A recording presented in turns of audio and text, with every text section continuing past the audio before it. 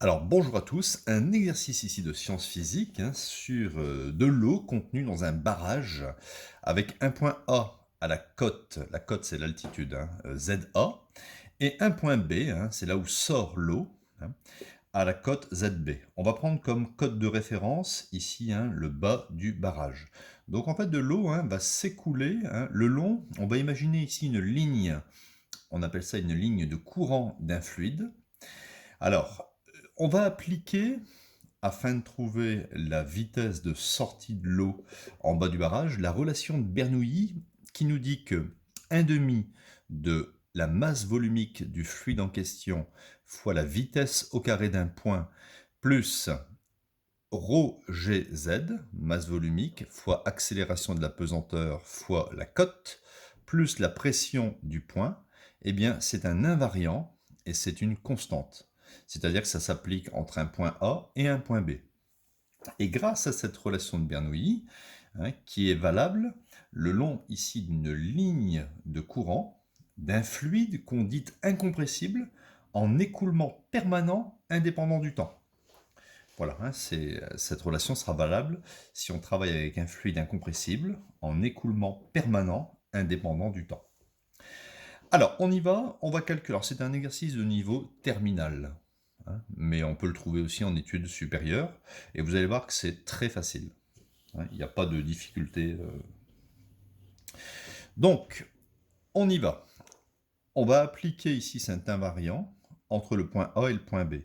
Donc, on écrit 1 demi de la masse volumique fois la vitesse en A au carré, plus la masse volumique fois G fois la cote ZA, plus la pression en A, va être égal à la même chose au point B, en sortie ici, c'est-à-dire 1 demi de ρ, vitesse ici du fluide en sortie VB carré, plus ρg ZB, plus pression en B.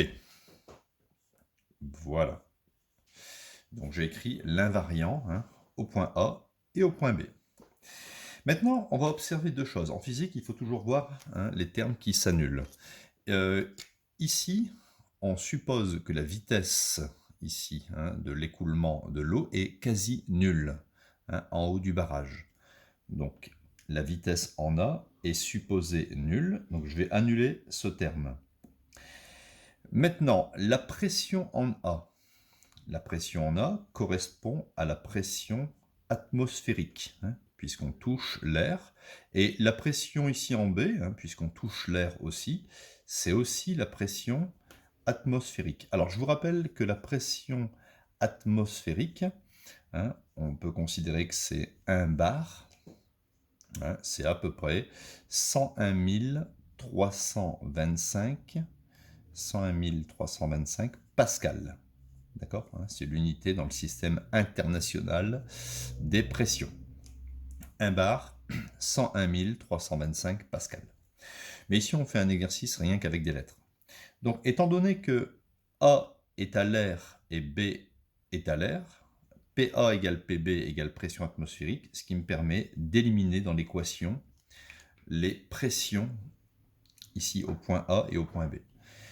Alors, il va me rester cette équation où je vais simplement isoler ce que je cherche, c'est-à-dire la vitesse en B. Vous voyez que là, vous avez masse volumique, masse volumique, masse volumique. On peut diviser à gauche et à droite par la masse volumique. Voilà, on fait disparaître la masse volumique.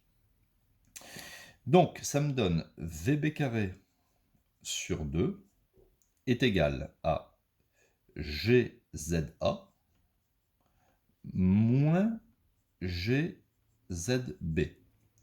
Ce qui me donne VB carré sur 2 est égal à G, si je factorise, ZA moins ZB.